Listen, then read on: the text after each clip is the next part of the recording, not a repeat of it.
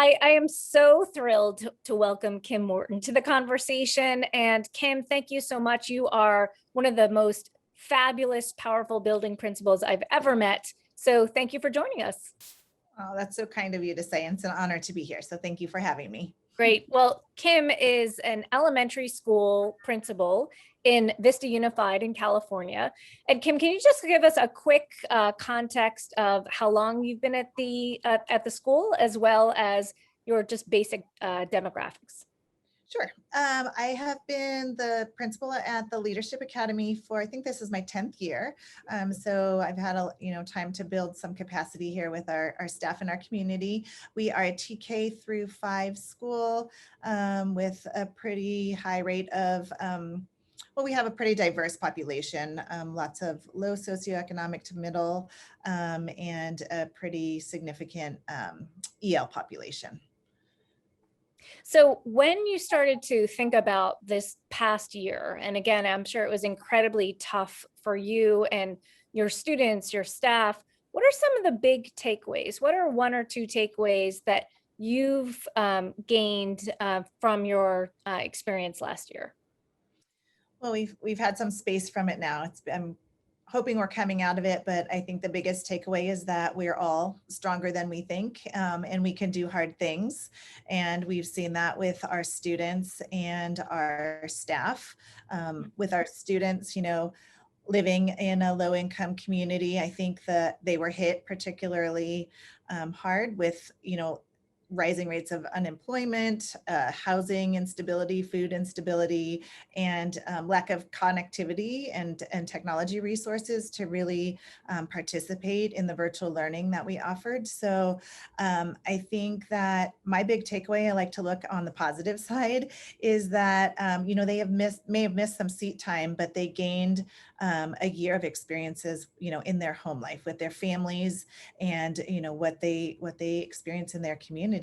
And I think that gives them, a whole year of living, and a whole year of living with experiences that they can now bring this year to the classroom that they wouldn't have had the opportunity to experience, whether they were going to work with their parents and, their family bakery, or, their auto repair shop. They really got to see some of the world and how it operates day to day. And I think, that's something that we want to bring back this year, and honor and really respect those experiences that they did have. So as you're starting to think about this upcoming year and your aspirations, your hopes for what your students are going to be experiencing, what your staff are leading through that conversation, what's your aspiration or your idea? My whole goal is to make it positive. I know everyone is a little timid about coming back. The teachers are, talking already about how challenging this year is going to be with learning loss, and the terms that we hear in the community like COVID slide. And I'm going to try to not use those words. And I think that those words are damaging for kids, and they're damaging for the teachers, and they're damaging for the community. I really want to put a positive spin on it and look at this upcoming year as an opportunity to really change. It's kind of been like maybe an inflection point in our community, where we can use this opportunity to bring all of the experiences we've all had to change the way we look at experiencing school. And that's something we've been working on for a long time at our site. But I think that of all times, this is a good opportunity to not look at, just remediation in the same way that we have in the past. We can't, do more worksheets and more drill and kill and more of those traditional ideas that you think about when you have this intense desire to recover from what we're calling learning loss. And I want to put a positive spin on it and think about, how can we make this a positive experience? At our site, we're the dragons, and we always ask the question, what would make a student or a teacher or a staff member or a parent jump out of bed and want to run to school? And that's really what we're going to work on this year, is what experiences have the students have, and how can we talk about those when they come back and make it something that they're excited about? How can we explore their strengths? How can we explore their interests? Do they love soccer? Do they love to dance? Do they love to draw? How can we make them feel empowered by those things they're passionate about, bring those to the classroom, and help them engage in those activities while we're doing the learning, so that they feel a part of their learning, they feel like they're contributing, and they feel like what they've done and what they like to do is valued. And one of the things that we're going to need to do to get to that is to build relationships. Again, build them strong, and have the teachers spend time getting to know the kids and getting to know what this past year has been like for them, and really dig into their experiences, and how those conversations about what they've done and what they want to do and how they want to bring that to the classroom. So I've had the privilege of spending some time on your campus with you, with your teachers, with some of your students. And one of the hallmarks of what you're doing at the Leadership Academy on your campus is having students start to narrate their own learning journey through the deliberate lens or use of a portfolio. So how does using a portfolio continue to contribute to that narrative? Yeah, so that's another thing I'm really excited about. Where I would like to build a digital portfolio. Traditionally, our portfolios have been paper-based, and that was intentional. But this year, I want to move to digital, and each of our students will have a portfolio from starting in TK. So every student, TK through 5, will have a digital portfolio, and we divide that portfolio into sections. And I think, this year it's going to be particularly important to build the first category in our portfolio is myself. And in that section, the students have, the opportunity to share everything about themselves, what they like to do, what makes them tick, what they want to learn about. Another section, they set goals for themselves. And in each of these sections, we give them an opportunity to reflect on, how things make them feel. And so, when we talk about this past year, the students have had a lot of opportunities to, be the leaders of their own learning at home.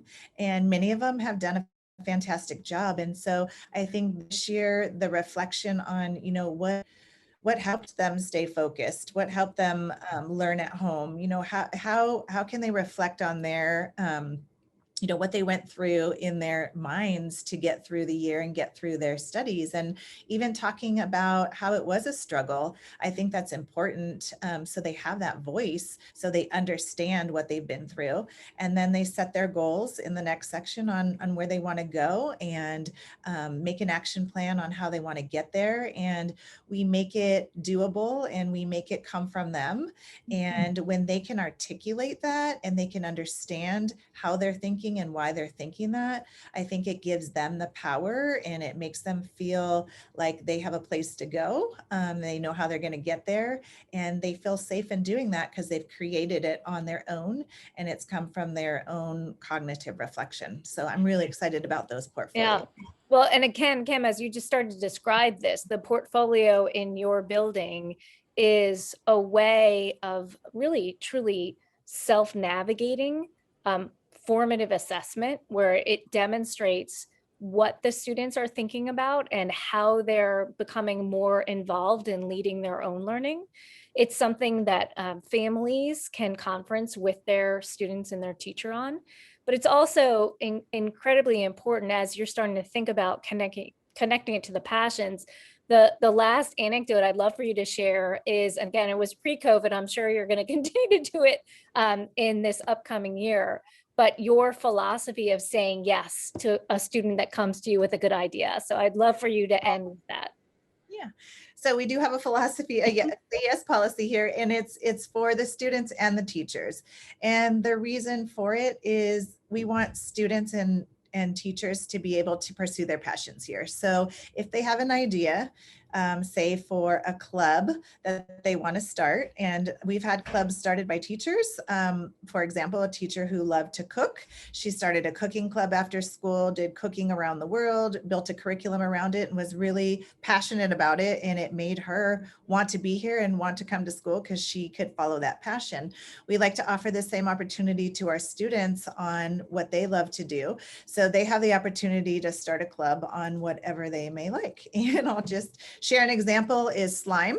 You guys know all students love slime. And so we've had several students that wanted to start a slime club. And so, we have a process, they have an application, they have to formulate a plan, they have to advertise their club and kind of lay out what they want to do.